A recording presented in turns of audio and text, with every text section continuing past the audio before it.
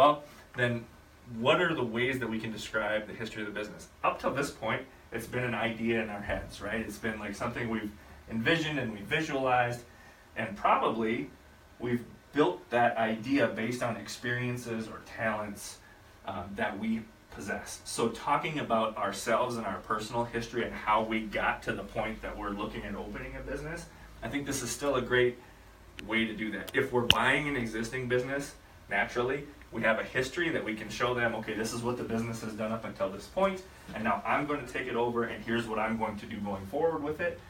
But if it's just something that we're just starting, I think it's equally as important to say, here's how we got to the day that we're in your office asking you for a loan. Or here's how we got to the day that we're having the conversation about you becoming a partner, or whatever it may be. So having a description of that history, or what has brought us to the day that we're presenting this business plan, can be a part of this. It doesn't necessarily just have to be an existing business that fits here. It could be our own personal history. One of the projects that I worked on, there was a gentleman that's actually up by the metro area, and we'll get a little bit into this in one of the future sections, but I always have people provide a work history or a resume as part of their business plan. What talents and skills are you bringing that are going to make you effective in operating this plan? And so when I read the gentleman's resume that he provided, it was amazing, but he was a high-end like CPA controller for one of the big corporations in the metro area. He'd been doing it for 25 years. Before that, he was a partner in a CPA firm, and he'd done that for 25 years and was very successful. And it was just accounting job, CPA job, controller job, and he was opening an upscale soccer equipment store, retail. So I was like, CPA, I mean, I know the books are going to be very well balanced, but other than that, I don't know like what's going to make him effective at operating that particular business. So I just asked him. I said, okay, I got to ask you, like, you look like you're ruling the world in the CPA industry. Why are you getting into retail soccer goods? And he's like, oh, he was for the last 15 years. I volunteered to run I think it was one of the West Metro youth soccer leagues. And it's like 2,000 youth that participated in it every Saturday and blah, blah, blah. And over that time period, I've been able to identify some gaps in the equipment that's provided that my athletes want to buy. So I'm going to open a store that puts that equipment in front of them. Like, oh, that makes great sense. And he had a great reason for wanting to do it. He'd identified a niche to fit. And I'm like, we need to adjust your resume, not to take away from all the CPA work you did, because I think that's going to be able to show them a value that's going to be well accounted for. But we need to incorporate even some of your volunteer history into it, so that people that when you hand them your business plan and you leave the room, that they don't have the same question I did and not be able to ask you. Like, I don't understand the connection between the two. How do I bridge that gap? So when we talk a little bit about, and it's right usually in the front, and I should start too. A lot of people ask me, like, how long does this thing need to be? Like, if I'm writing a business plan, how long does it need to be? There is no magic length. I always tell them it's like, we need to figure out the best, most effective way to get the idea or what you see for your business when you close your eyes down on paper, so that when we hand it to somebody, they can close their eyes and get a very similar picture. If that takes us 2 pages, awesome. If it takes us 200 pages, great. It doesn't matter, just as long as we effectively get that vision from our head onto paper so that it can go into their head. So this could be as simple as a 2-paragraph thing about, this is my personal story as to why I had this idea and how it brought me to this office, and I want it to go into the rest of the plan. And people be like, okay, now I get it. So that's where he could have just written a little bit of a narrative about his tie into the soccer industry, and I think it would have been very effective. Does that make sense? Yep. Market analysis and strategy. That was actually the class that we just got done talked a lot about marketing and coming up with an effective marketing plan. So this is just going to be a real quick overview. If you do get into the program here in Stewartville, one of the other classes that you'll take will be that market planning class, so you'll get a little bit more of a deep dive in that. But today I just want to talk about its importance. And I told those guys too, you can spend an infinite amount of money advertising. You can advertise in a million different places, a million different ways, and our job as business owners is to try and do that as efficiently and as effectively as possible.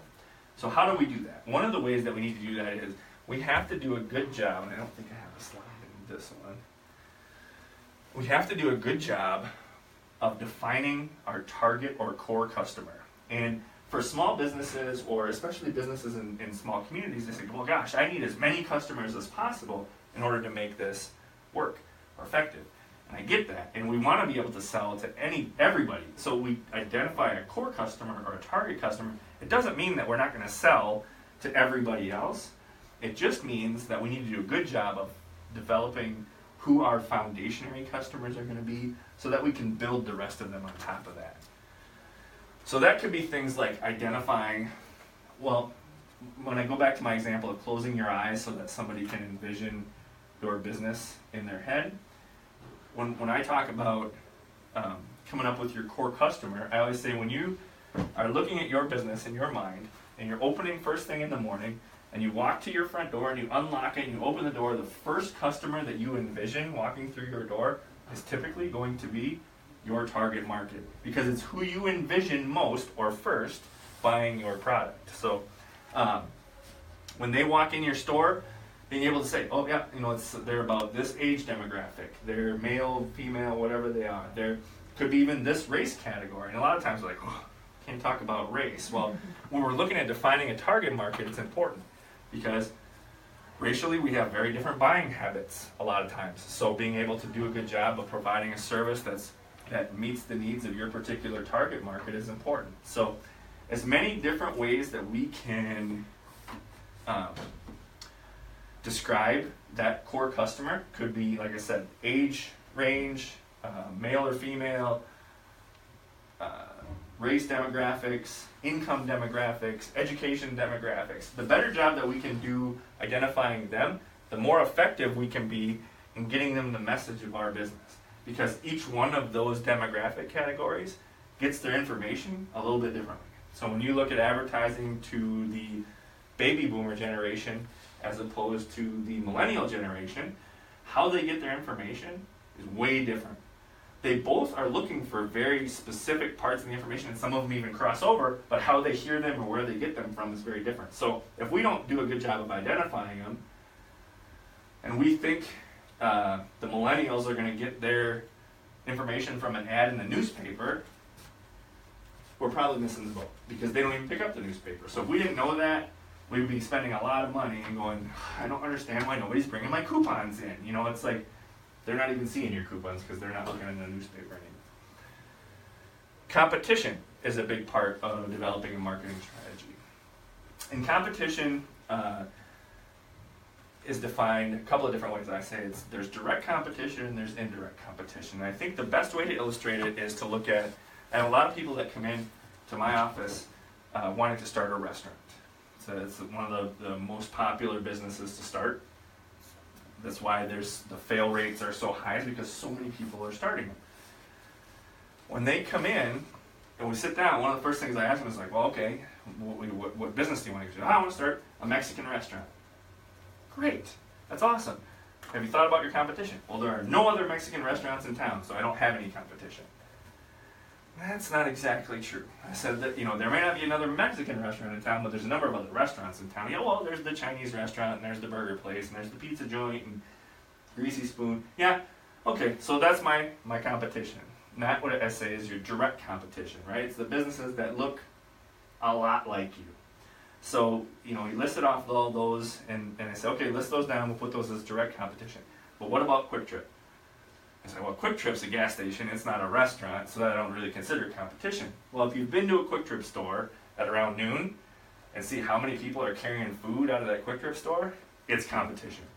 But it's what I call indirect competition. It's not somebody that maybe looks or identifies exactly like you do, but still has an impact or takes customers away from who you're trying to attract to your business. So doing a good job of figuring out exactly who that direct competition and indirect competition is will allow us to will allow us better analysis because we can look at, well, how are those other restaurants doing? Who are they targeting? Are there gaps in the market that we can fit?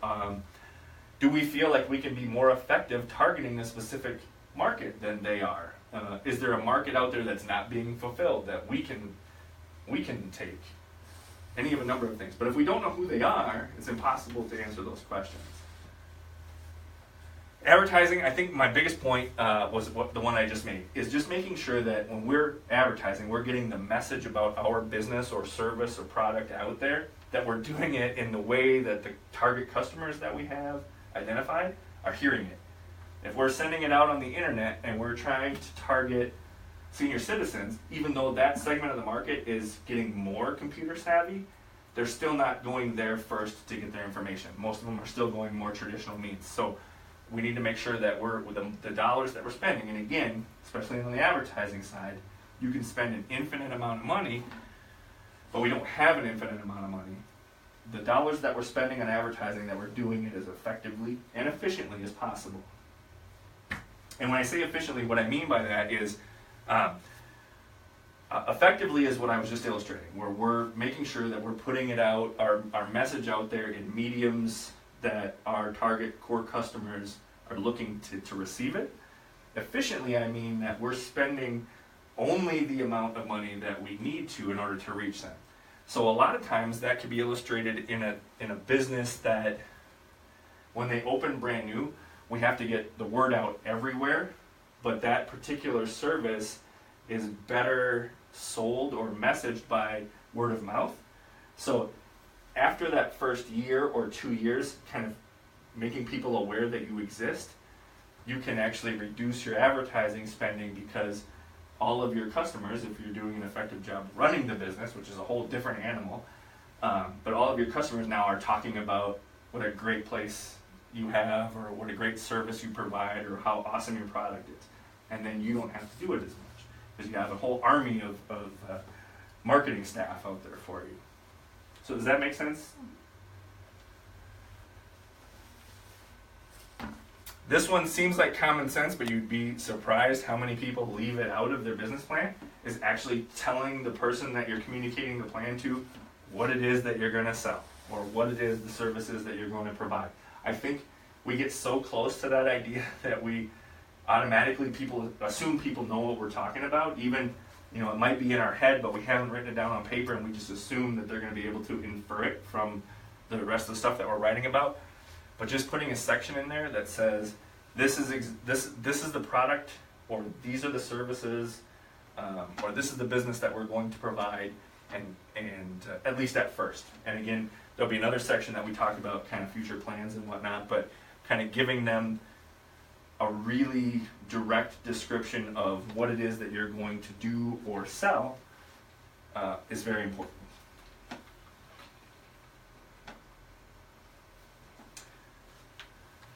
If we were going into manufacturing, describing the process a little bit, and I always say it like on a 10,000 foot level, because especially with manufacturing, there are so many technical attributes that we could talk about and go into the weeds on that the vast majority of people aren't going to understand anyway, or probably care about. So we just could bog ourselves down in details that we don't need, but at least explaining to them, especially if it's groundbreaking or cutting edge kind of manufacturing, because this is a place that you can get somebody who's not used to being in the manufacturing realm excited about what it is that you're making or going to produce. So that doesn't come through on a daily basis for us. I leave the slide in there, even though it maybe is not applicable on a very regular basis. But if you are a manufacturer, putting in a little bit about your process and trying to stay as 10,000 foot as you can, I think is important, because it's a way to get people excited and give them a little bit more of an understanding as to what that product or service is that you're providing. And this is informal too, so if you guys do have questions, definitely just raise your hand or shout them out. Shout them out. Chris is really good at, just kind of going with the flow. Julia interrupts me all the time, so she knows that. So especially if we're both looking at new businesses, right? New potential businesses. So I would say this section is especially important for you guys as you're just getting started or your business doesn't exist today and we're writing a plan for a business that will exist in the future. The only asset that your business has right now, more than likely, is you. So being able to talk about, again, your skill sets, your talents, your experiences, the things that you're going to bring to the business, whatever that business might be, that makes it have the best opportunity to be successful, is what we want to describe here. And it could be as simple as, like I said to the one gentleman, is incorporating your resume, and then he sent me his resume and then didn't have anything to do with his business, but a lot of times it does. So, it could be as simple as incorporating a copy of your resume here, or it could be something where you write a little bit of a narrative again as to how you got from where you were to where you want to go with this business. But just describing again your talents, your skill sets, and your energy that you're going to bring to this business idea. Lending, especially when we take this through the lending process, this is a human process. And that's a little bit of a double-edged sword from time to time. For the most part, especially in the communities that we serve, it's a good process because you can get people excited about an idea, and the more excited people can get about the idea, the more likely you are to have a chance to get the loan. They have to be able to get comfortable with it and understand it and whatnot. That's all part of it too. The double-edged side of it is that sometimes if there's been a concept similar that hasn't worked out, it's a little harder for those folks to get past that to let the next person try. This is a section that I think can differentiate, right? So somebody else tried it and wasn't successful. Here's what sets me apart and why it might be successful this time around, or with me in the lead as opposed to somebody else. Does that make sense? So we talked about the history of the business a little bit, and even when I mentioned putting in a description of your product or service and why that's important, one of the things that people leave out is future plans, and they leave them out sometimes because they think, well, gosh, I'm just trying to get started. I want them to understand what I need to just get off the ground. But I always say it's nice to incorporate, again, this doesn't have to be a whole novel, this could be a couple of paragraphs, but just saying, like, 5 years down the road, I'd like to incorporate X. Two things. One is it shows them that you guys are thinking 5 years down the road, you're in this for the long haul, you're already making plans as to what the next steps are for you and your business. The second thing is that for us, when we're writing the plan, is you're not held to it. It's not a guarantee that you're going to get to that 5-year plan, because the world's going to change every single day between day 1 and 5 years. So it may be, what should be an example to illustrate it? 1999, I wanted to open a coffee shop. I was going to serve high-end coffee, and it was going to be amazing, and we're going to branch into tea, and that, and 5 years from now, there's this thing, the internet, and I'm going to provide Wi-Fi, and I'm going to have a bunch of people that come and they work, and this is going to be like the remote office, and people are like, what? People are going to come and sit and use the internet in your coffee shop, and that's going to be a business plan? Yep. Now that doesn't happen, nobody's going to say, well, you just been successful in coffee and tea, but you never did provide the Wi-Fi because the world went beyond it, and they can get their Wi-Fi someplace else. They're not going to say, I need that money back that I loaned you 5 years ago. But it is a way that they're like, whoa, they can get excited about it too. And again, getting them excited about your business concept leads to those conversations with regard to funding being a lot easier. So again, just a little bit about if there's a new product line, like I'm starting with this product line, but here's another little thing that I can add to it, a new service that we can add to it, whatever it may be, just to show them that, hey, I'm already thinking about what's the next step and how I'm going to grow and continue to be here. Did you have a thought with that, or no? Nope, I was just going to say, in terms of lending, Carrie might be able to interject some stuff too. She's actually been in commercial lending for a while, so she's very... Oh, great. I didn't say anything insulting, did I? All right. Nope. You gotta warn me. I'm sorry. Like, if there's lawyers in the room, before I start ripping on a lawyer. You're fine. I've been ripped on before. But if you do have anything, Carrie, just jump in. Absolutely. It's great. Absolutely. Like I said, for us, we're both talking about getting started in a new business. So there probably isn't a business debt schedule at this point that we can include, but if we were buying an existing business, more than likely we want that existing debt to be cleared up. But if it's an auto dealership or something and we're going to take over the operating loan or whatever it may be, there may be instances where we want to include, yes, we're buying this business, we're aware of this debt, and this is why we're bringing it over, because again, when we're going through the lending process, that's going to be a red flag, that's going to be a question that's going to come up. So just being able to describe it and own it right off the bat is important. A lot of times starting out, it's something that we don't even need to talk about very much. Especially if we're using our business plan through the lending process, one of the things that the lenders are going to look for is collateral in the loan. And so just, I say, detailing out for them the money that I'm asking you for, here's what is going to be collateral for it. I'm buying X building, here's as much information about that building as I can get, and here's its appraisal, or here's its assessment value from the county, whatever, like I said, whatever information we can provide, we can fit in there. I'm buying this equipment, here's a brochure on the equipment. Again, a lot of times it might be an industry that lender has never seen before or never worked in or whatever, so it might be a new concept to them. So just being able to make this plasma laser cutter real, to see a brochure of it and understand that it's not something that somebody made in their garage, like it's mass marketed and tested and all that good stuff, is just a way to make them more at ease. Like, okay, we're making this investment, and if things don't go the way that everybody hopes that they go, there's going to be something of value that then we can turn around and collateralize to make the loan whole.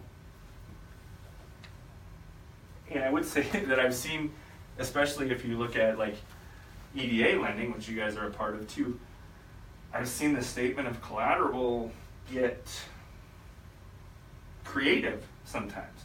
Whereas I had one lady that was opening a gift shop in one of our communities, and for collateral for her loan, she put up her Harley-Davidson motorcycle. So she wasn't buying the Harley-Davidson motorcycle with the loan proceeds, but it was something that of value that actually was easier for that particular bank to collateralize than the inventory, that they weren't really sure how long it would maintain their value. So, sometimes the statement of collateral is important because it's not as directly tied to the dollars that they're giving you.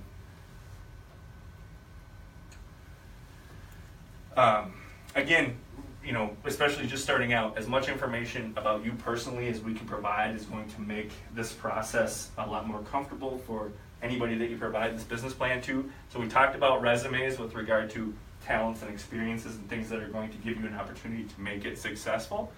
But also you're going to be asked for personal financial statements. And there's a couple pieces of that. One is usually around 3 years of taxes, personal taxes will be required. And the other thing is the SBA provides a form that you can fill out. That's a personal financial statement, and basically what it is a personalized or personal balance sheet. So it says, here's all of the assets that I own, my home, these vehicles, this equipment, these rental properties, these stocks and bonds, whatever it is, this is what I own on this side. And on this side is, okay, when that house, I have a mortgage and I have this much left to pay on it. On that car, I have a car loan and I have this much left to pay on it. So these are the liabilities that you still owe. And so let's say your assets add up to $1 million and you owe $500,000 on those assets. The rest of it is equity. So that goes on, there's a line for that. And then it shows, okay, I have $1 million in assets and I owe $500,000, so I have basically $500,000 in net worth. And that shows the bank, again, where you are with your personal financials if you're asking them for a note for your business moving forward.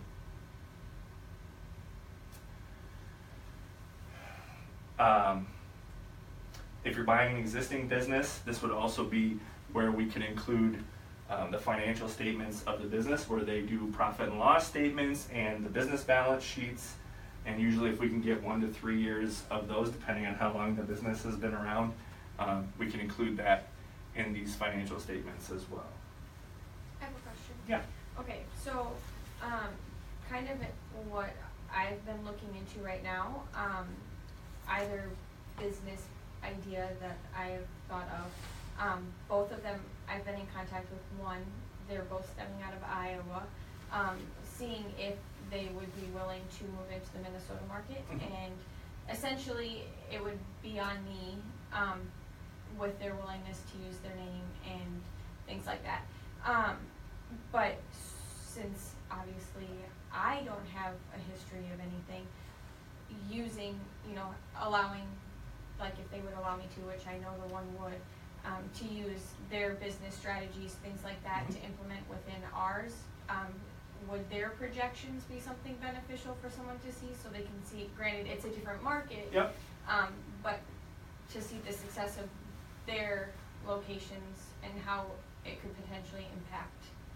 Absolutely, absolutely. What I will say is, one of the things that we'll talk about towards the end, what we're talking about right now is kind of the narrative parts of the business plan, and we'll talk about financial projections.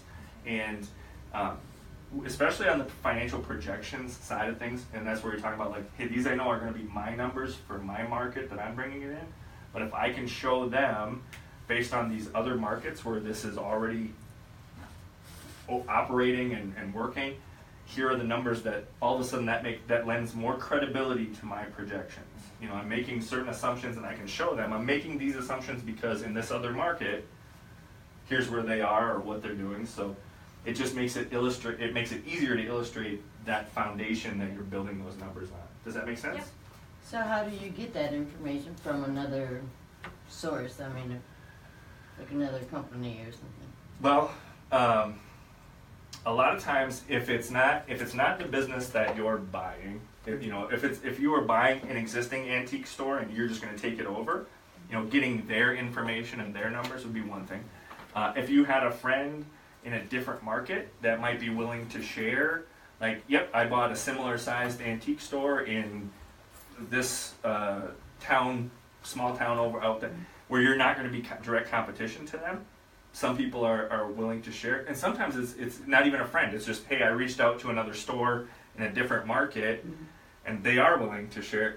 An example of that is I just helped somebody open a liquor store in Lanesboro in the last couple of years, and I went to high school with a girl that runs the liquor store in my hometown in Lake City, and so the Lanesboro liquor store is not going to be competition to the Lake City liquor store, so I put those two together. And she was able to give them a ton of really valuable information with regard to markup and margin and buying in volume and all the things, because they hadn't been in the liquor industry before. That gave them a bunch of great foundationary numbers to build their assumptions and their projections on. Yeah. So if you can find somebody that you're not going to be direct competition to, they're probably going to be a lot more willing to share Okay, but those if kinds you're, of things. like there's the antique mall here in town, I've had a booth there for a while now, and I'm friends with the owners. Yep. Is it insulting to ask them to share their information, or?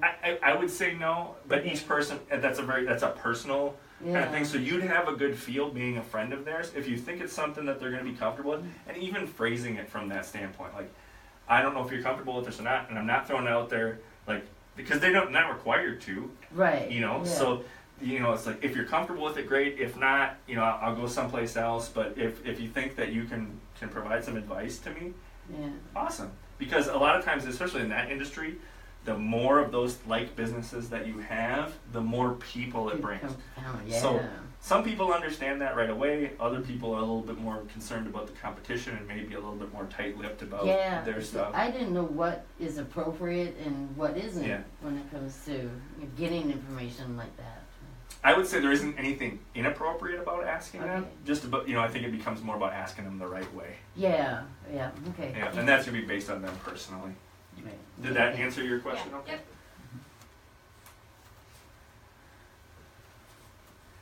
Commitment letters.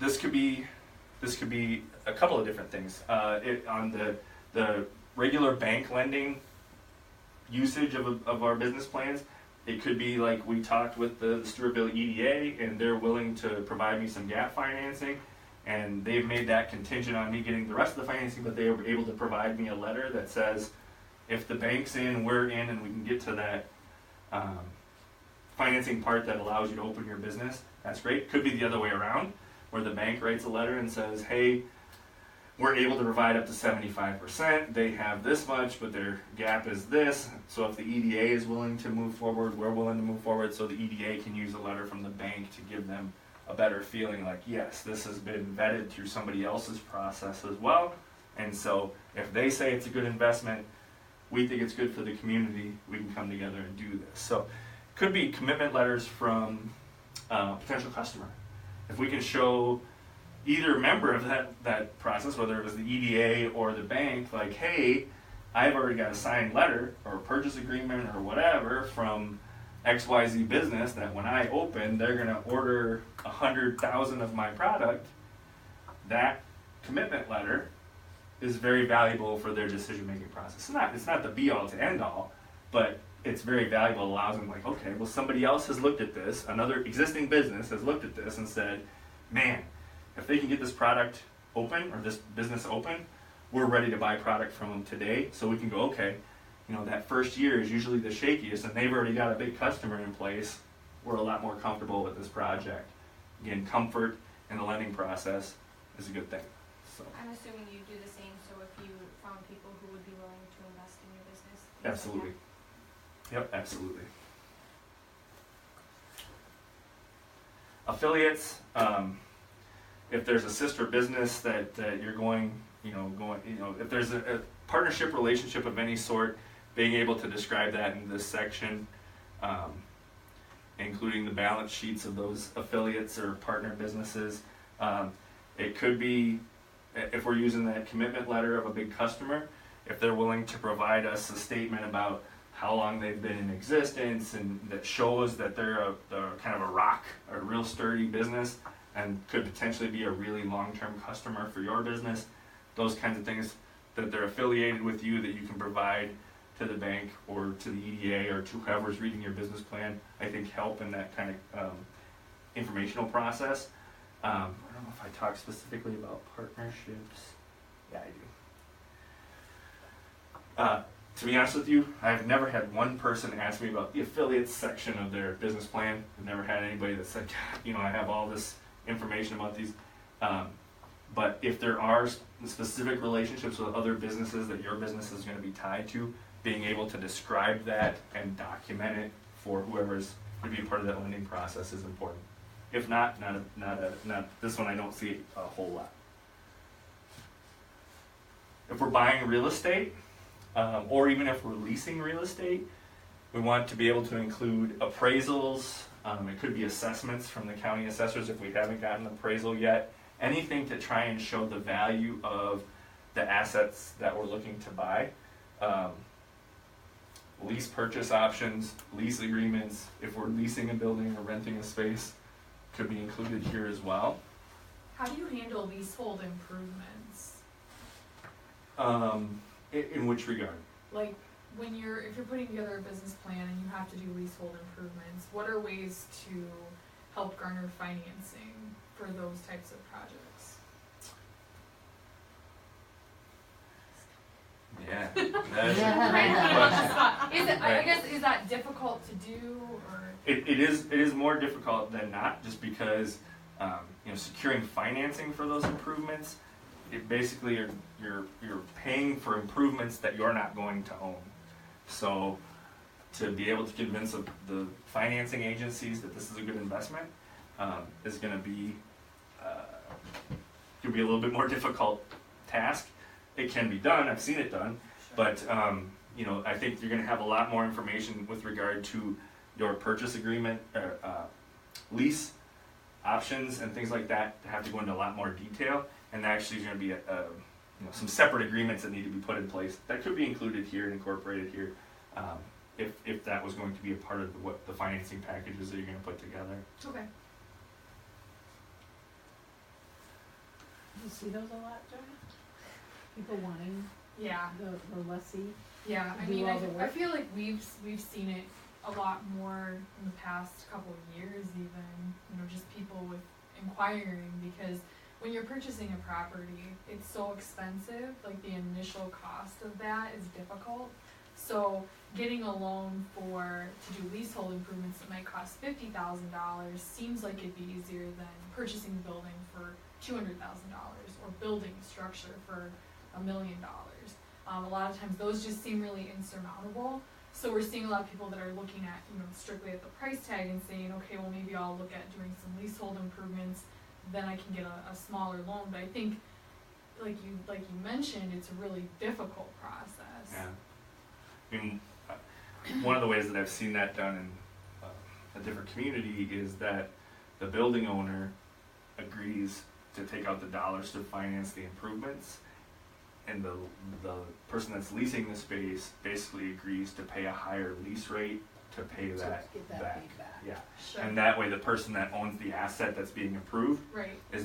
can more easily finance those improvements. That makes a lot of sense.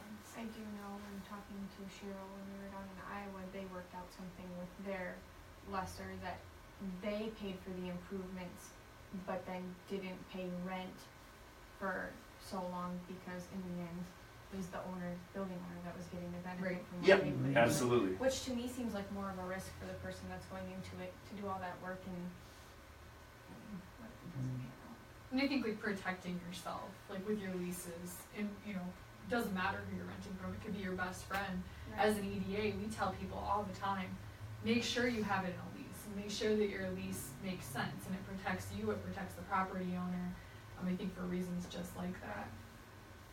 Yeah, and actually it's a great segue because one of the things that we do see more often is partnership agreements, and a lot of times, especially in small businesses or in small communities, we see a lot of people wanting to do handshake agreements still. Like, oh, this is my brother, we're going to business together, we don't need Right. some sort of paperwork, we're brothers. What could go wrong? Lots of things could go wrong. So, just documenting, just like your lease agreement, when you're gonna have a partnership agreement, making sure that it's down in writing so that if things don't go as planned, there's at least a document as a place to start to try and figure out how to dissolve or what needs to happen.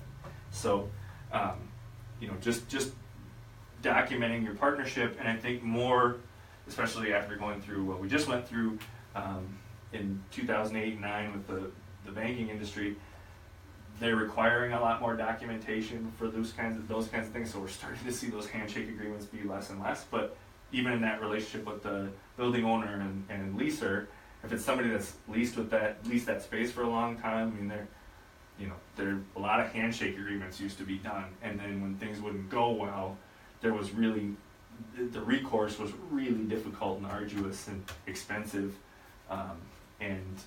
It just could have been prevented if it would have been detailed out in some of the agreements ahead of time. Not completely.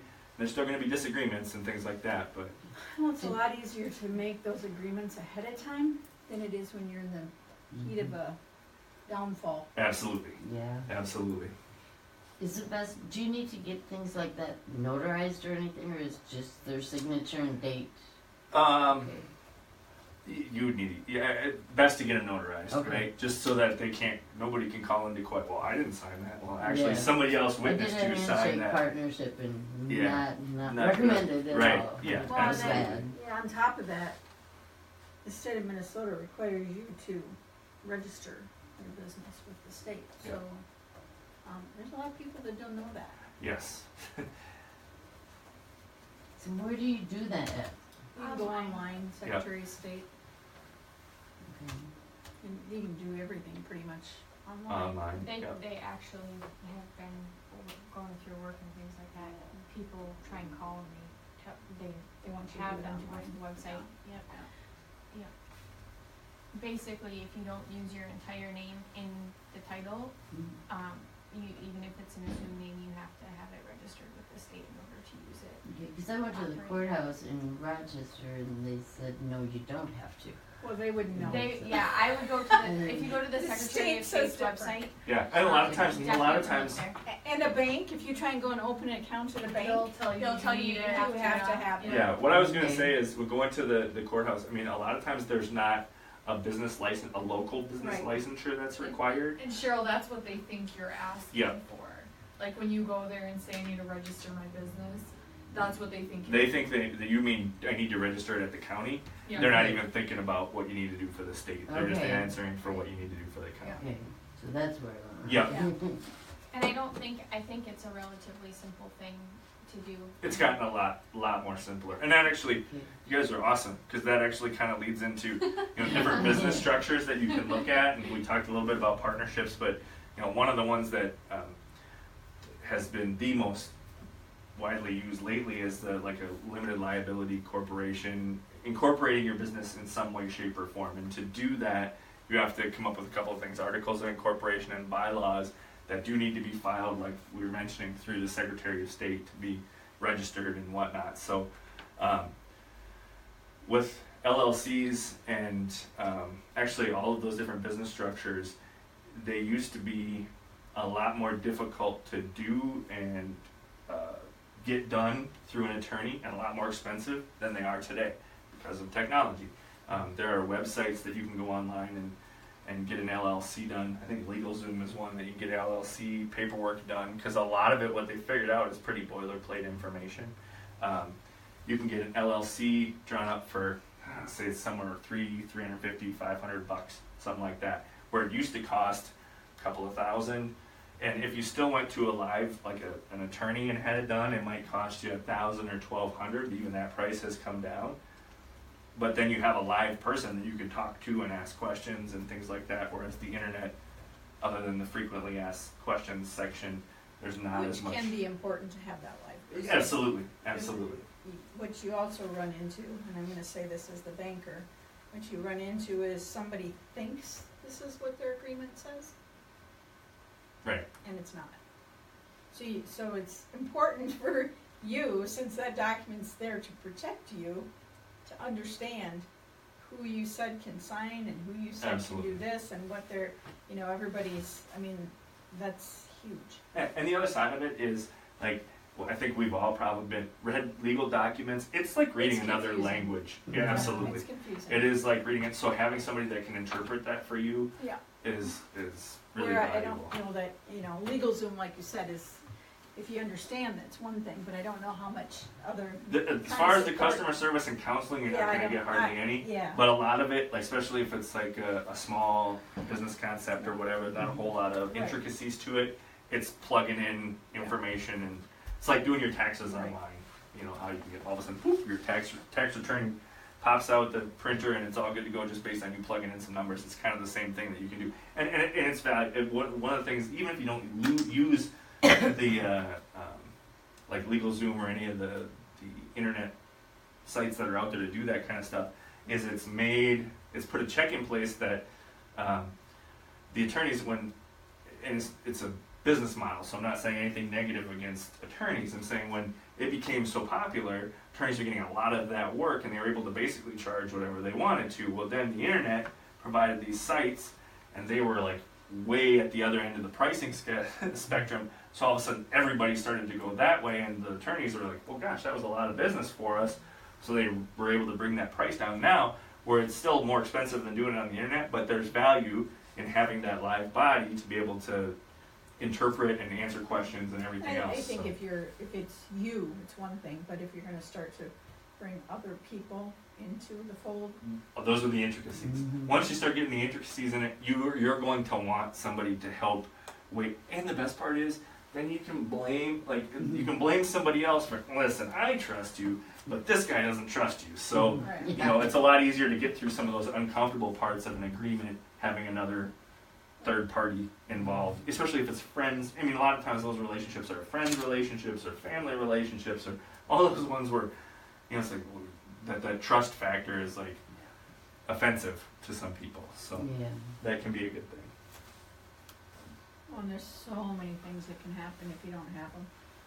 It doesn't even have to be the arguments or anything. Nope. It can be, there's just a lot of things, so Well, and they cover a lot. it could be outside forces. Yeah. It could be, Just something a lot. happens in your business and your business gets sued, and it's like, Mhm. who's liable for what. And Right. there's a million different things. And those business structures, like I said, there's a bunch of different ways to structure businesses. And I am not an accountant or a lawyer. So people ask me all the time, well, should I incorporate, or, I'm pretty simple, can I just be a sole proprietorship or whatever? And the only advice that I give, and it's my own personal advice, is trying to put as many layers as you can between your business assets and your personal assets as possible. There's no ultimate protection. If something bad enough happens, or if somebody's mad enough at you Yeah. that they want to put the time and the money towards getting through all of the firewalls that you put in place to your personal stuff, that can happen. Yeah. But the more layers that you put, the Uh-huh. more time it's going to take and the more expensive it's going to be, and people lose energy, and it's like, we'll settle and then we can move on, and people get to keep their houses and those kinds of things. Mhm. So, especially, if we're talking about business concepts, there's not a whole lot of danger involved, or, those, it's not as scary. But when you talk about like medical device manufacturing or bars, anything like absolutely, that, where they- there's some liability issues, Mhm. having detailed out and putting layers in place, like instead of just operating as a sole proprietorship, making it an LLC that I'm the president of, now the LLC gets sued, not Cris.Gastner gets sued. Eventually, Cris.Gastner could get sued, but it's one more step and one more firewall to put in place. Any lender is going to tell you to consult your accountant and your legal Attorney. Yep. Because the other thing about on the on accountant which side, one to do. on the and there's going to be positives and negatives to each one of them. Mhm. So, on the accounting side, being able to set up those kinds of structures allows you to shelter different incomes. Not anything illegal, just like a lot of people will start an LLC to buy a building and then have a separate LLC that runs the business in that building, and one rents from the other, and it allows them to write off some of their income so they get to keep more of their money. It's completely legal, and it's done all the time. That's on the accounting side. On the liability side, or the lawyer side, it's like the person that owns the building and the business that operates in the building are two separate LLCs, and somebody falls down the stairs, they sue the building LLC, and the business LLC gets to continue to operate and whatever. So it just, again, it puts more layers and between your personal assets and your business assets. That gets through, up till this slide, gets through the majority of the narrative side of the business plan. And again, there's no magic number. Like my son, who's a sophomore, is writing research papers, and he's like, Dad, I gotta get it to 10 pages. And that's just not the case with this. Whatever we need to take in order to do a good job of describing our business idea and concept to somebody that is going to take that binder of paper from us and read it and have a meeting about it where we don't get to attend, the better job that we can do getting them as much information as possible to draw that picture for them, that's what's important. And whether that takes 7 pages or 70 pages or 700 pages, doesn't matter. I've seen business plans, effective business plans of every length. I've seen them in 3-ring binders that are this thick, and I've held ones that are stapled and it's 3 pages that do an effective job of describing that. So, any questions, other questions on the narrative side? The financial projections side of it, I would say when I'm working with my clients, this is about 75 to 80% of what people are nervous about is the financial projections. And so, again, going through this today, it's going to be kind of 10,000 foot view, but it's really intended to take some of that fear out of it. Because I do think, and I'm a little biased, but I think this is even more valuable to that perspective, to you guys as prospective business owners in your own decision-making processes, as all the narrative stuff that we just went through.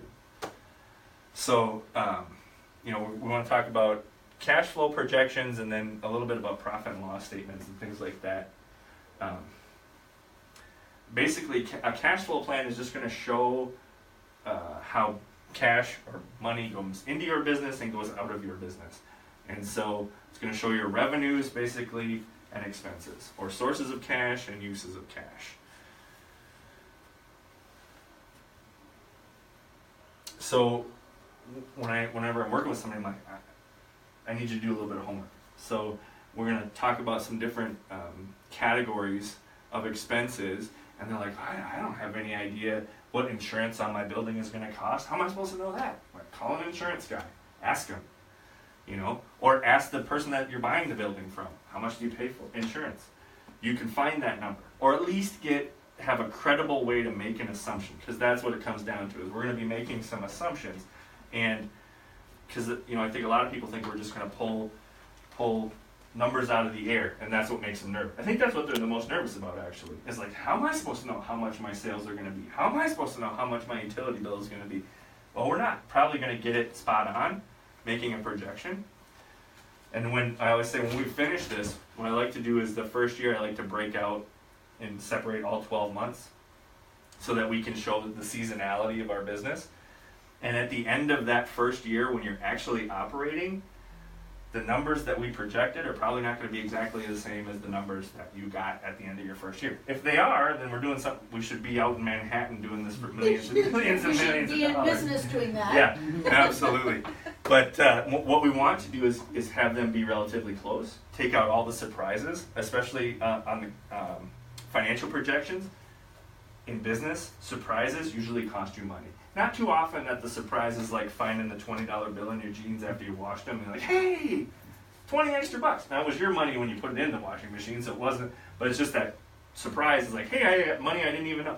That's not usually the type of surprise you get when you're in business.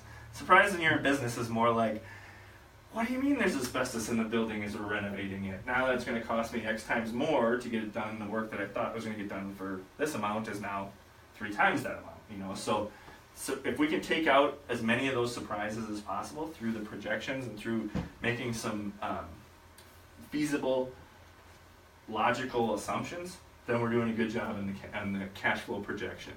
Chris, just to interrupt you real quick, at what point in this process should a business owner or prospective business owner involve the city in the discussions? I mean, like, here obviously people have had conversations with me, but for people that are watching. Well, I don't know if I can answer that question objectively, because I would say, because I do the same thing you do, as soon as you possibly can, right? So that we can help make adjustments on the front end as opposed to try and make corrections on the back end. So you would say, before you even are putting your business plan together, you should be having communications with your community. Absolutely, and I think because there's assistance out there, right? Like, it could be as simple as, I'm trying to put this business plan together. It's kind of frustrating, and I'm kind of not really I got some tools, and I'm kind of going through it, but I don't have anybody to ask questions to.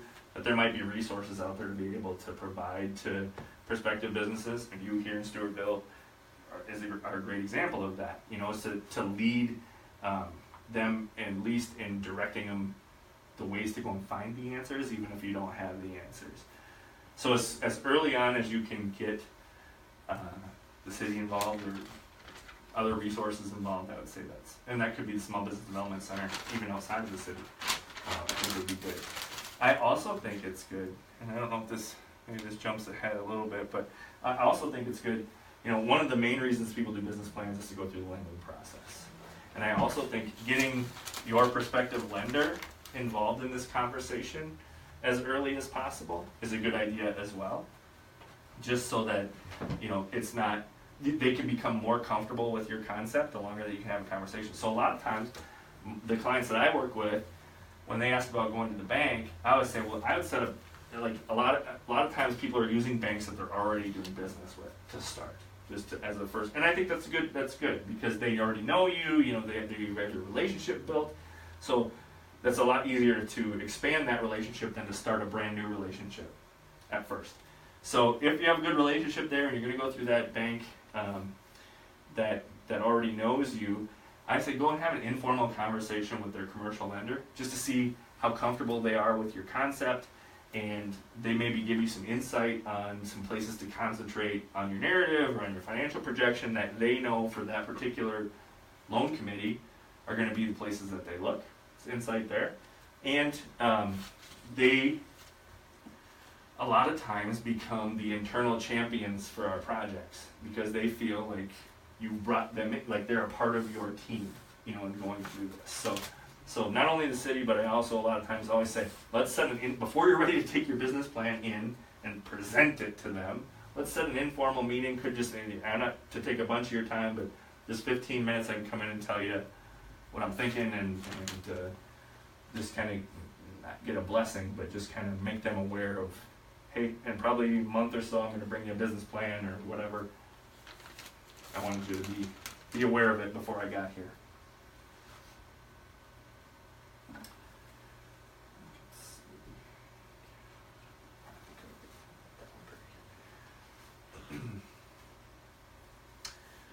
So I mentioned assumptions.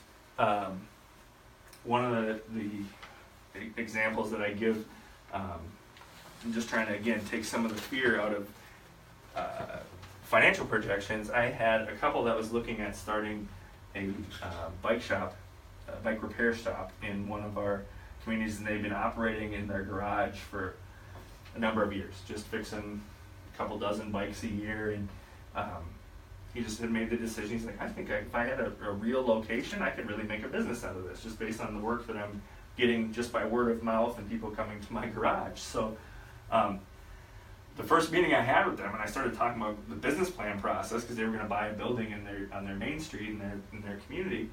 They were scared to death, because they're like, I don't know where to start. I've never written anything like that. They worked through the narrative stuff. They weren't really as concerned about that. But once they got to the business plan side, they're like, I have no idea how to come up with these numbers. I'm just going to be pulling numbers out of the air. How does that make sense? And I said, well, we're going to make some assumptions. Like, but those aren't real. I'm like, well, let's make them real. So we sat down, and I said, okay, you fix flat tires on bikes, right? He's like, yep. I said, how much? I have a flat tire on my bike. How much does it cost to have you repaired? He's like, oh, I think like $10 for just an average non-specialty tire, blah, blah, blah, $10. I'm like, okay, $10. I said, how many tires do you change in the spring when people are getting ready for biking season? He goes, oh, it's busy season. He goes, I probably change 10 tires a week when people are starting to get onto the bike trails and things like that. I'm like, okay, so 10 tires a week, $10 a procedure, that's $100 a week that you're bringing in and just changing tires. He's like, yeah, about $100. About $100 a week, and I'm bringing in. Yeah, that makes sense. I'm like, okay, so when you move to the new location, do you still think you're only going to get 10 people a week that come in and change tires? He goes, no, we're going to be way more visible. I'd probably get 3 times that. I'm like, 3 times that? You're going to have a main street location. It's going to be super visible. That makes sense. What if we said 2.5 times that? What if we said instead of 10 bike tires a week, you're going to change 25 bike tires, based on having a new, more visible, actual location? He's like, yeah, I think that's reasonable. I'm like, okay, so $10 a tire, you're still going to charge $10 a tire? He goes, yeah, I think that's fair to start. I'm like, okay, so 25 tires a week, $10 a tire, $250 a week, right? 4 weeks in a month. It's $1,000 a month that you're going to make changing tires on your bikes. He goes, wow! Like he already said he had 1 month projected just on tires. And it made sense to him, right? Like before, he thought there was no way he could ever come up with a number. And just by kind of backing into it and breaking down something that he did know, so you guys can do that for yourselves. One part of your business that you know, and you're like, okay, I need to make an assumption. So his assumption was, he's going to, based on where he was, into a new location, which had more visibility and was easier for people to get to, and he was going to have a lot more traffic, that he could take doing 10 tires a week up to 25 tires a week. Our job is to understand if that assumption is feasible. And for me, as his counselor, I was like, yeah, new visible location, easy for people to get to. Customers aren't going to be scared to go to some guy's garage, if they're from out of town or whatever. I think we can get there from there.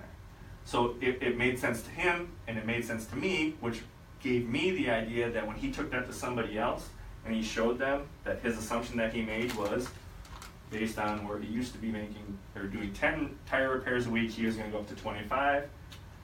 That was logical and feasible. That's really what we need to get to. Is it feasible to make the assumptions that we're making? Now, let me give you an example of one that didn't work so good. I had a person that wanted to start a restaurant, and they took my information. They came back with the first draft of their financial projection. He put the spreadsheet down in front of me. He was so proud of it. I looked at it. I'm like, wow, these numbers look great. He's like, yeah. I'm like, okay, let me just see if I can get my head around the numbers here. How many seats are you going to have in your restaurant? He said, well, there's going to be 10 tables of 4, so 40 seats.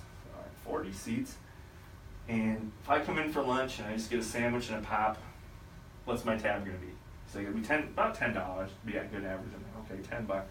So I said, when your restaurant is completely full, all 40 seats are full, if an average person is paying $10, we're gonna make how much? $400, right? So $400 every time your restaurant is full, we're gonna make $400. You have to turn over every single seat in your restaurant 13 times every single day, 365 days a year to get to this number that you projected.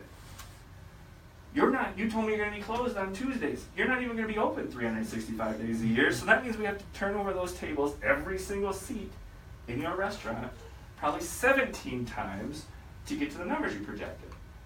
And it's a town of 1,000 people. There's no way there's gonna be days, right, that we turn over every seat in the restaurant 17 times. There's also gonna be days that not a soul walks through the front door of that restaurant.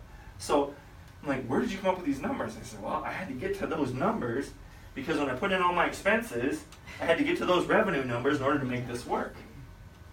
And I'm like, yes, that's true, but we can't those numbers don't have any basis in reality now. So you can't just make the numbers work. Like, we have to figure, so maybe the adjustment we should have made was, instead of my average ticket price being $10 when I come in for lunch, maybe it has to be 15. Maybe it has to be 15. And also, when we redid his numbers and we increased his pricing structure, he was able to make that a lot more feasible. But if he would have taken that to the bank the first time, the banker would have broke that down the same exact way, and he would have been laughed out of that guy's office. So when he actually took it to the gentleman that was his commercial lender, he was able to give him a much more reasonable. He actually got the loan for the restaurant, and for a long time he had some health problems, but he was very successful running the restaurant until the health problems. So he was able to make a go of it.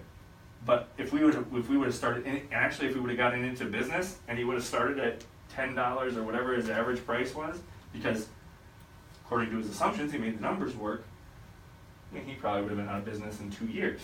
So when you're making these adjustments, one of the things we have to make sure that the original assumptions are feasible.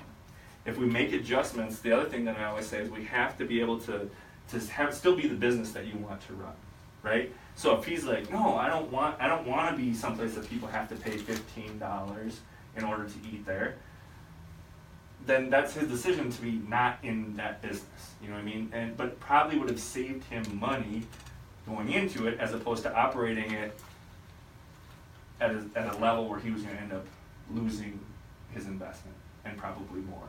Does that make sense? Mm-hmm. Let's see if I have pricing slide. When we do our cash flow plan, the tendency, the vast majority of people that I work with, probably that Joya works with, and all of us work with, they do this projection when they're going through the lending process. And once they get the loan and they start operating, they don't touch their business plan and their financial projection ever again. It just goes in a drawer and collects dust. My recommendation would be that each quarter, depending on the scope of your business, maybe quarter, maybe year at least, you go through your financial projection and your actual numbers for that year, and you do the next year's financial projection. And why I say it's important to do that, even if you're not going through the lending process, it may be, first year we had no employees, and we were so busy we need to hire 2 employees. What's the impact of hiring 2 employees going to be on my business? I don't have to go to the bank I can't go to the bank and borrow the money to hire 2 employees. I just have to incorporate it into my operations, but what's the impact?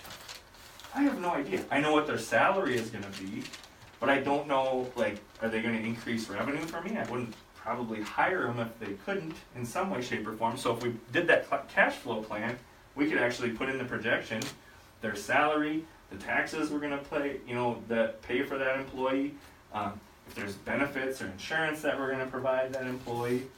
We can put all of that in, and then we can also go back up to the revenue side and say, okay, in order to break even by hiring these 2 employees, we need to increase our sales by this amount.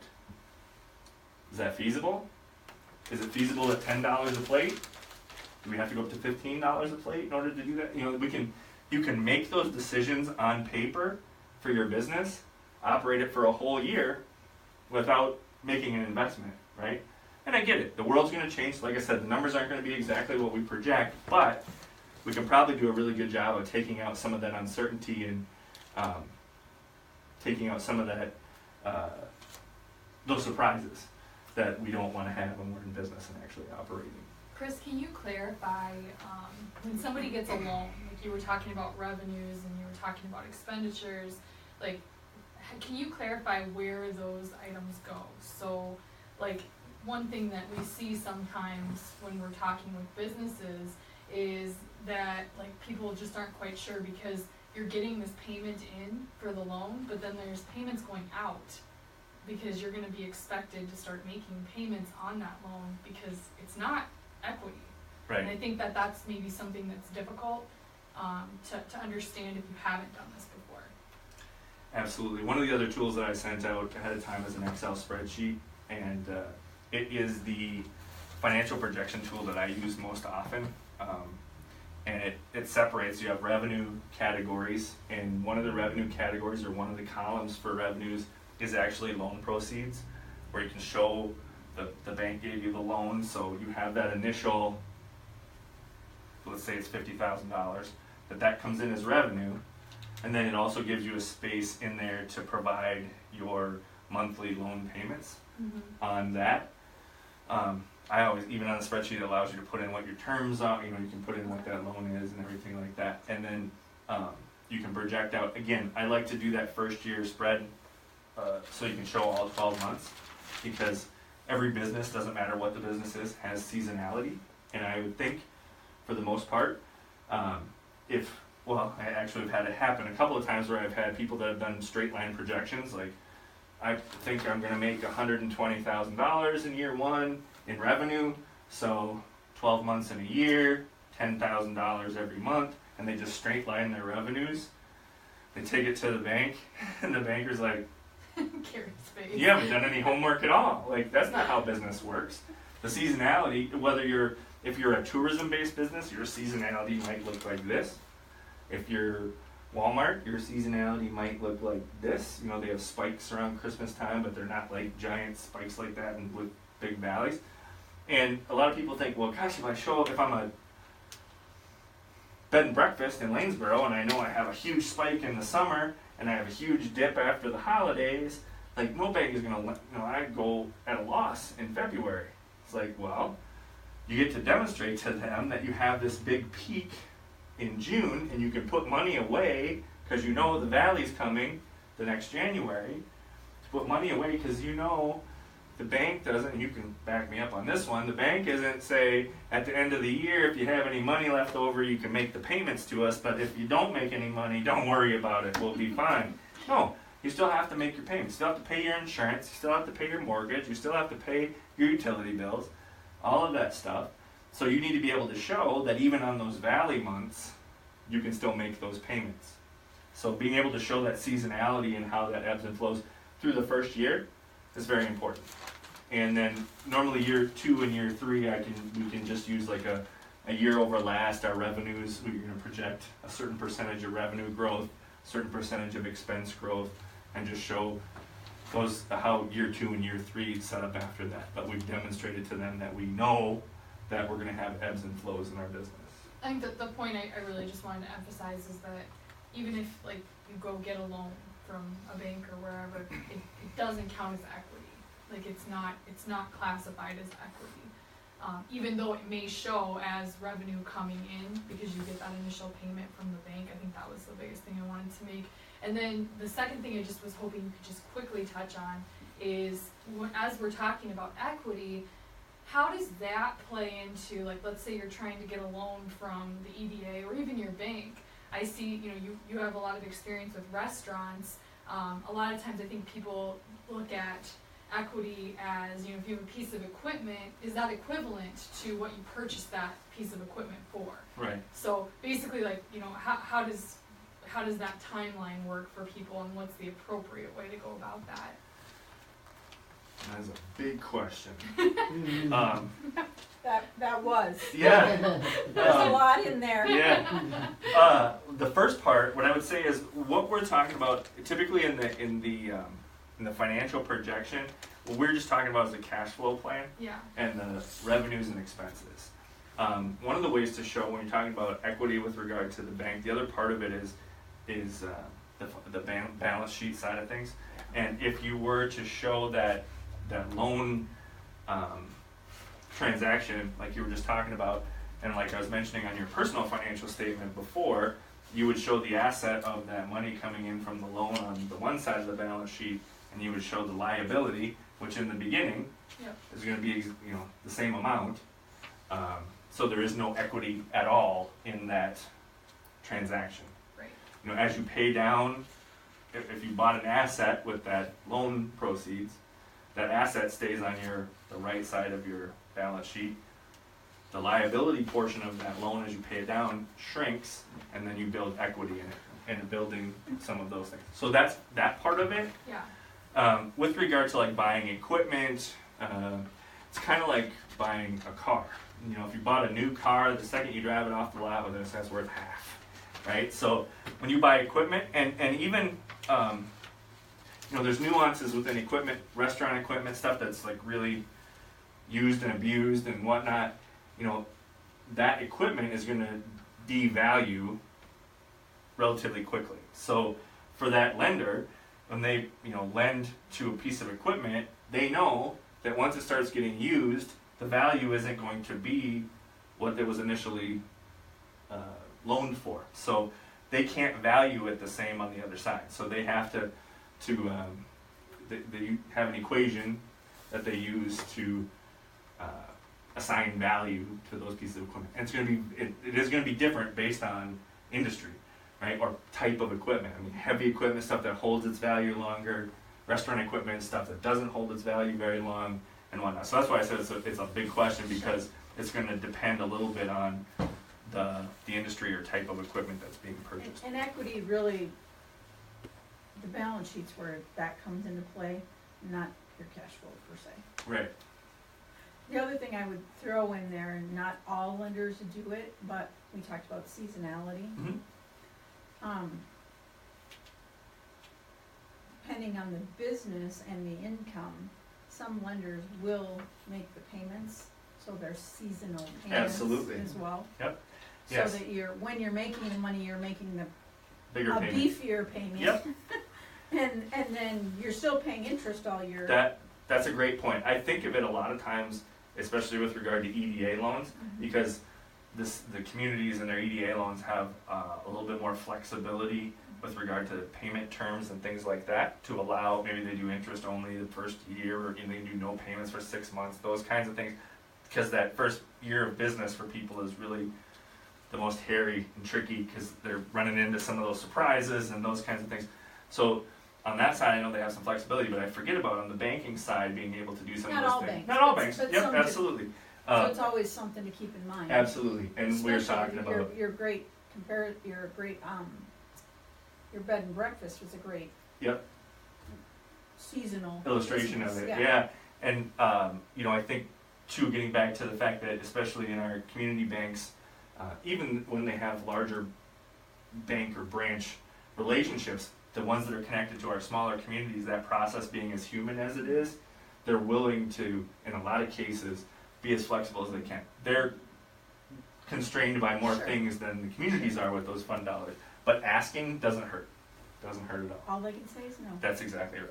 Yeah, asking for, some of those kinds of things, they're not going to throw you out of their office. They're just, I'm not able to do it. And I think most people don't even think of that as being an option. No, And yeah, I I'm forget saying about it. that as having been a lender where I gave them that option, Yep. because otherwise you can't make it work. Right. Right. Yeah, absolutely. And it's depends a little bit on the borrower too, because Oh, some yeah. people are good at saving money Yes, and yeah. can make it work. Others Yeah. are like, nope, don't Yeah. give it. Let me No, pay I don't more. want that temptation. Yeah, because I don't want to have to try and save Right. for the bad times. So it Right. kind of takes it out of their hands a little bit. Mhm. Don't be afraid to make adjustments. Like I said, as we go through and we look at future projections and utilizing this as a tool that can take your business from startup beyond, making those adjustments, it could come down to, like I said, my guy with the restaurant having to make the adjustment on pricing. keeping your pricing out, and we were just talking a lot about pricing on the marketing side of things, but understanding that prices aren't written in stone, that you can make adjustments and change. You don't want to change them every day, people get confused, but when you need to make adjustments because you're projecting out and things aren't either progressing as quickly as you want them to, or you're going the wrong direction, you know, not being afraid to make those adjustments. The people that are more willing to make those adjustments earlier are the ones that have the better opportunity to either rewrite the ship or be successful. So I know that was a ton of information, and there's probably questions. I'll answer some questions now, but also I would say that as you kind of go through this and you start getting into it a little bit, I'm going to give you my business cards, and you can reach out to me or Joya, and we'd be happy to answer any questions that you have down the road too.